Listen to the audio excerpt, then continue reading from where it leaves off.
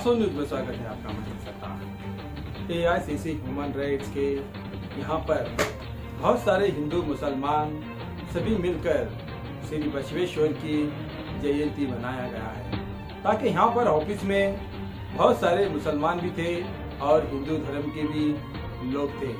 इस बार ना जाने जैसे ही जात का भेदभाव हिंदू मुस्लिम जिस तरह हिंदुस्तान में भेदभाव जब से शुरू हो गया, जातिवादी का सियासत में जब से ज्यादा होने लग गया है, उसी तरह हिंदू मुसलमान ज्यादा ही बढ़कर हर कोई त्योहार मिलकर ही बनाने लग गए। तो अब तो यहाँ पर कहा जाता है, ताकि यहाँ पर सियासती का मामला जब से नॉलेज आने लग गया है, तब से कुछ लोग मंदिरों में जाकर पूजा पाठ करने लग गए, कुछ लोग मस्जिदों में जाकर नमाज भी अदा करने लग गए, कुछ लोग ईदगाह में जाकर वहाँ पर भी नमाज अदा करने लग गए।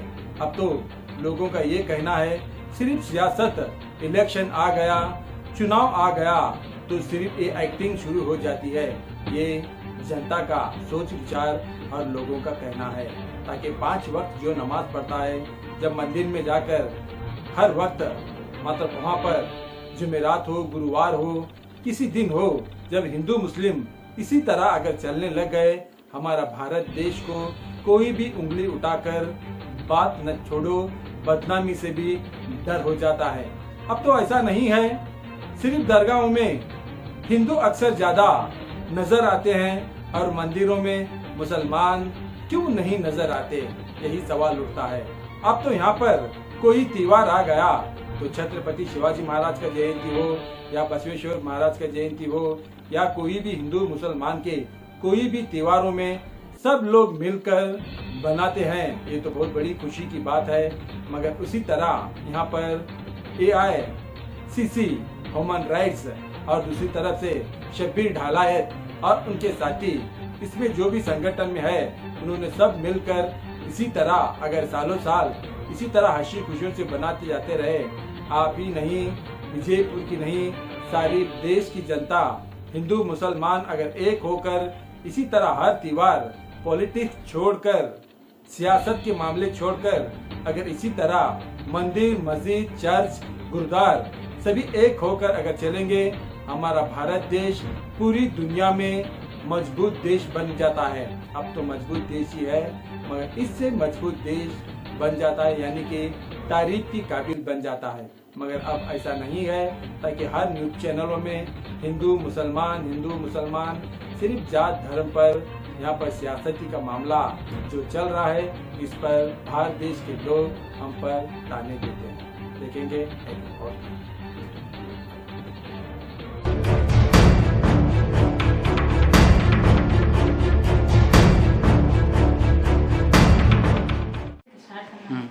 ಬಸವಣ್ಣವರು ಯಾವುದೇ ಜಾತಿ ಭೇದ ಭಾವ ಬೇಡವೆಂದು ಜಗತ್ತಿಗೆಲ್ಲ ಸಾರಿದ್ದಾರೆ. ಅದೇ ರೀತಿ ನಮ್ಮ ಎಐಸಿಸಿ ಹ್ಯೂಮನ್ ರೈಟ್ಸ್ ನಲ್ಲಿ ನಾವು ಯಾವುದೇ ಕಾರಣಕ್ಕಾಗಿ ಜಾತಿ ಭೇದ ಭಾವವನ್ನು ಎಂದೂ ಮಾಡಿಲ್ಲ, ಮಾಡುವುದೂ ಇಲ್ಲ. ಮತ್ತು ನಾವು ಎಲ್ಲ ಜಾತಿಯವರು ಒಂದು, ಹಿಂದೂ ಮುಸ್ಲಿಂ ಎಲ್ಲ ಒಂದು ಎಂದು ಜಗತ್ತಿಗೆಲ್ಲ ಸಾರುತ್ತೇವೆ. ಅದೇ ರೀತಿಯಾಗಿ ಹಿಂದೂ ಮುಸ್ಲಿಂ ಒಂದಾಗಿ ನಾವು ಬಸವಣ್ಣವರ ಜಯಂತಿಯನ್ನು ಇವತ್ತು ಎಐಸಿಸಿ ಹ್ಯೂಮನ್ ರೈಟ್ಸ್ ಆಫೀಸ್ ನಲ್ಲಿ ಆಚರಿಸಿದ್ದೇವೆ. ಇನ್ನೊಂದು ಸಲ ಎಲ್ಲರಿಗೂ ಬಸವ ಜಯಂತಿಯ ಶುಭಾಶಯಗಳು.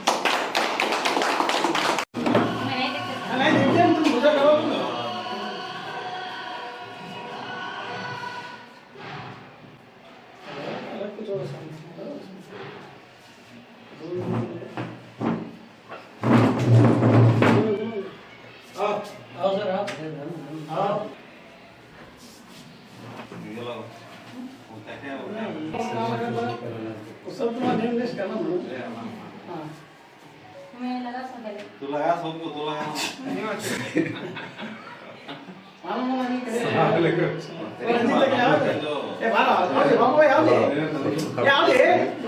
इसमें कर रहे हैं क्या है हेलो तो प्रचंड हेलो सब दिन आएंगे नाम पढ़ाने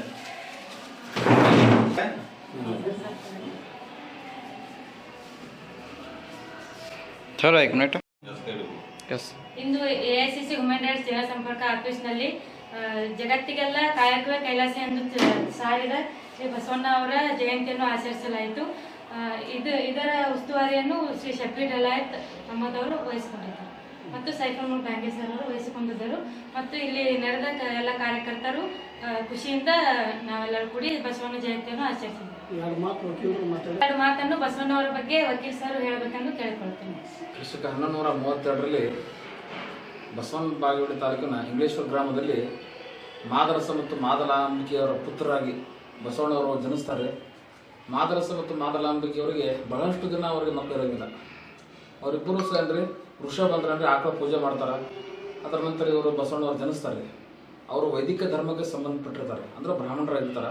ಆದರೆ ಅಂದರೆ 8ನೇ ವಯಸ್ಸಿನಲ್ಲಿ ಅವರು ಉಪನಯನ ಅಂದ್ರೆ ಅವರು ತಿರಸ್ಕಾರ ಮಾಡ್ತಾರೆ. ಬ್ರಾಹ್ಮಣಸಲ್ಲಿ ಉಪನಯನ ಮಾಡ್ತಾರೆ. ನಾನು ಹುಟ್ಟಿನದನ್ರಿ ಲಿಂಗ ದಕ್ಷಿಣ ತೊಗೊಂಡಿದ್ದೆ ಅಂತ ಹೇಳಿ ಅವರು ತಿರಸ್ಕಾರ ಮಾಡ್ತಾರೆ. ಮತ್ತು ಜಾತಕ ಮುನಿ ಅಂಥೇಳಿ ಒಬ್ಬ ಗುರುಗಳ ಹತ್ರ ಅವರು ಒಂದು ವಿದ್ಯೆಯನ್ನು ಪಡಿತಾರೆ. ಮತ್ತು ಅವರ ಕೊಡುಗೆ ಏನಪ್ಪ ಅಂದ್ರೆ ಕಾಯಕ ತತ್ವ, ಅಂದ್ರೆ ಯಾವುದೇ ಕೆಲಸ ಮಾಡಲ್ರಿ ನಿಷ್ಠೆಯನ್ನು ಮಾಡ್ಬೇಕಂತ ಹೇಳ್ತಾರೆ ಅವರು. ಅಂದ್ರೆ ಎಲ್ಲ ಧರ್ಮಗಳಲ್ಲಿ ವೃತ್ತಿ ಧರ್ಮ ಅಂದರೆ ಅತ್ಯಂತ ಶ್ರೇಷ್ಠವಾದ ಧರ್ಮ ಅಂತ ಹೇಳ್ತಾರೆ.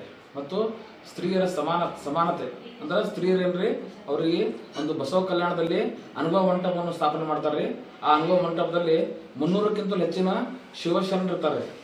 ಶಿವಶರಣೆ ಹೆಣ್ಮಕ್ಳು ಮತ್ತು ಗಂಡ್ಮಕ್ಳು ಕೂಡ ಇರ್ತಾರೆ. ಅಂದ್ರೆ ಅಕ್ಕ ಮಾದೇವಿ ಆಗಲಿ, ಅಕ್ಕ ನಾಗಮ್ಮ ಆಗಲಿ, ಮತ್ತು ಐದಕ್ಕಿ ಲಕ್ಕಮ್ಮ ಆಗಲಿ, ಮುಕ್ತಾಯಕ್ಕಾಗಲಿ, ಈ ಥರ ಏನ್ರಿ ಸಾಕಷ್ಟು ಜನ ಏನ್ರಿ ಅವರು ಬಸವ ಕಲ್ಯಾಣದಲ್ಲಿ ಅನುಭವ ಮಂಟಪದಲ್ಲಿ ಇರ್ತಾರೆ. ಅವ್ರದ್ದು ಅದೊಂದು ದೊಡ್ಡ ಕೊಡುಗೆ ಇದೆ ರೀ ಬಸವ ಕಲ್ಯಾಣದಲ್ಲಿ ಅನುಭವ ಮಂಟಪ ಅದ ರೀ. ಅದ್ರ ಬಿಟ್ಟೇನ್ರಿ ಜಾತಿ ನಿರ್ಮೂಲನೆ ಮಾಡ್ತಾರೆ. ಅಂದ್ರೆ 12ನೇ ಶತಮಾನದಲ್ಲಿ ಒಂದು ಜಾತಿ ಪದ್ಧತಿ ಭಾಳ ಇರ್ತಾರೆ ಎಲ್ಲ ಭಾರತದೆಲ್ಲೆಡೆ. ಅಲ್ಲದೇನ್ರಿ ಅವರು ಬಿಜ್ಜಳ ಆಸ್ಥಾನದಲ್ಲಿ ಒಂದು ಕರುಣಕ್ ಅಂತ ಇರ್ತಾರೆ. ಕರುಣಕಂತ ಕಾರ್ಕೂನಾಗ ಕೆಲಸ ಮಾಡ್ತಿರ್ತಾರೆ. ಕಾರ್ಕೂನಿಂದಾಗೇನ್ರಿ ಅವರು ಮಂತ್ರಿ ಪಟ್ಟಕ್ಕೆ ಹೋಗ್ತಾರೆ. ಬಹಳ ನಿಷ್ಠಾವಂತ ಕೆಲಸ ಮಾಡ್ತಾರೆ. ಅದಕ್ಕಾಗಿ ಅತ್ಯುನ್ನತ ಒಂದು ಉನ್ನತ ಹುದ್ದೆ ಹೋಗ್ತಾರೆ. ಮತ್ತು ಅವರು ಸಾಕಷ್ಟು ವಚನ ಹೇಳ್ರಿ ಸಾಮರ್ಥ್ಯದ ಬಗ್ಗೆ, ದಯದ ಬಗ್ಗೆ ಆಗಲಿ. ಅಂದ್ರೆ ಮರವು ಕಂಡರೆ ಸುತ್ತೂರಯ್ಯ, ಜಲವು ಕಂಡರೆ ಈಜುವರಯ್ಯ, ಬತ್ತಿದ ಜಲ ಒಣಗಿದ ಮರ ಕಂಡು ಮೆಚ್ಚದವರು ನಿಮ್ಮನಂತೆ ಮೆಚ್ಚುವರು ಕೂಡಲ ಸಂಗಮ ದೇವ ಅಂತ ಹೇಳ್ತಾರೆ. ಕೂಡಲ ಸಂಗಮ ದೇವ ಅಂದ್ರೆ ಅವರು ಅಂಕಿತಾಂಬದರಿ ಪ್ರತಿಯೊಂದು ವಚನದಲ್ಲಿ ಏನ್ರವರು ಕೂಡಲ ಸಂಗಮ ಅಂತ ಹೇಳ್ತಾರೆ. ಮತ್ತು ಶ್ರೀಮಂತ ಮತ್ತು ಬಡವರ ಬಗ್ಗೆ ಸಹ ಹೇಳ್ತಾರೆ. ಉಳ್ಳವರು ಶಿವಾಲಯ ಮಾಡುವರಯ್ಯ, ನಾನೇನು ಮಾಡಲಯ್ಯ, ನನ್ನ ದೇಹವೇ ದೇಗುಲ, ನನ್ನ ಕಾಲೇ ಕಂಬ, ಕೂಡಲ ಸಂಗಮ ದೇವ ಅಂತ ಹೇಳ್ತಾರೆ. ಈ ಥರ ಅಂದರೆ ಸಮಾಜದಲ್ಲಿ ಒಂದು ಬದಲಾವಣೆ ತರಲಿಕ್ಕೆ ಇಚ್ಛೆ ಪಟ್ಟರು ಅಂದ್ರೆ ಜಗಜ್ಯೋತಿ ಬಸವಣ್ಣವರು. ಈ ಥರ ನನಗೆ ಶಬೀರ್ ಅಹಮದ್ ಡಾಲಾಯ್ ಸರ್ ಆಗಲಿ ಮತ್ತು ಸೈಫನ್ ಡಾಂಗೆ ಸರ್ ಆಗಲಿ ನನ್ನ ಎಲ್ಲ ಮಿತ್ರರೊಳಗೇನ್ರಿ ನನ್ನನ್ನು ಮಾತನಾಡ ಕೊಟ್ಟದಕ್ಕಾಗಿ ಹೃತ್ಪೂರ್ವಕವಾಗಿ ಅಭಿನಂದನೆ ಸಲ್ಲಿಸ್ತಾನೆ. ಜೈ ಹಿಂದ್, ಜೈ ಕರ್ನಾಟಕ.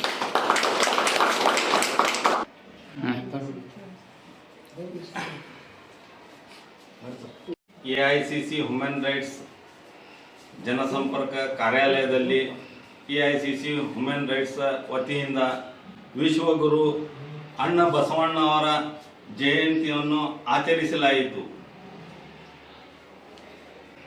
ಈ ಸಂದರ್ಭದಲ್ಲಿ ಸಮಸ್ತ ನಾಡಿನ ಜನತೆಗೆ ನನ್ನ ಪರವಾಗಿ ಹಾಗೂ ನಮ್ಮ ಎಲ್ಲ AICC ಹ್ಯೂಮನ್ ರೈಟ್ಸ್ ಪದಾಧಿಕಾರಿಗಳ ಪರವಾಗಿ ಶುಭ ಕೋರುತ್ತೇನೆ.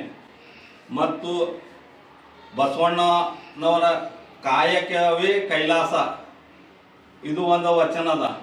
ನನಗೆ ಅಷ್ಟು ವಚನಗಳು ಗೊತ್ತಿಲ್ಲ, ಆದ್ರೂ ಕೈ ಕೆಸರಾದರೆ ಬಾಯಿ ಮೊಸರು, ಕಾಯಕವೇ ಕೈಲಾಸ, ಇವು ಎಲ್ಲ ಭಾಳಷ್ಟು ಮನುಷ್ಯಗೆ ತಿಳ್ಕೊಬೇಕಾಗ್ಯದ. ಫಸ್ಟ್ ನಮಗೆ ಅವರ ನಾಡಿನಲ್ಲಿ ನಾವು ಹುಟ್ಟಿದ್ದು ನಮಗೆ ಹೆಮ್ಮೆ. ಬಸವಣ್ಣವರ ನಾಡಿನಲ್ಲಿ ನಾವು ಹುಟ್ಟಿವು. ಬಸವಣ್ಣವರ ನಮಗೆ ಒಂದು ಹೆಮ್ಮೆ. ಬಸವಣ್ಣವರು ಯಾವುದೇ ಒಂದು ಜಾತಿಗೆ ಸೀಮಿತವಲ್ಲ, ಇಡೀ ವಿಶ್ವಕ್ಕೆ ಮಾನವ ಜಾತಿಗೆ ಸೀಮಿತ ಅದಾರ. ಇದೇ ರೀತಿನ ಎಲ್ಲ ವಿಶ್ವಕ್ಕೆ ಬಸವಣ್ಣವರ ಈ ಜಯಂತಿಯ ಶುಭಾಶಯ ಕೋರುತ್ತೇನೆ. ಇದು ನನ್ನ 2 ಮಾತನ್ನು ಮುಗಿಸುತ್ತೇನೆ. ಜೈ ಹಿಂದ್, ಜೈ ಕರ್ನಾಟಕ, ಜೈ ಬಸವಣ್ಣ. AICC ಟೀಮ್ಗೆ ಸರ್ ಬಾಗ್ಲಾಗ್ರಿ ಸ್ವಾಗತ ಹೇಳಿ ಶುಭಾಶಯ. ಬಸವ ಜಯಂತಿಯ ಶುಭಾಶಯಗಳು. ಎಲ್ಲರಿಗೆ ಬಸವ ಜಯಂತಿ ಶುಭಾಶಯ.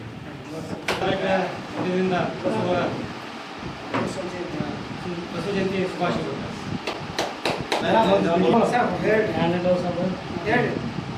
ಬಸವ ಜಯಂತಿ ಕಡಿತ ಎಲ್ಲರಿಗೂ ನಮಸ್ಕಾರಗಳು.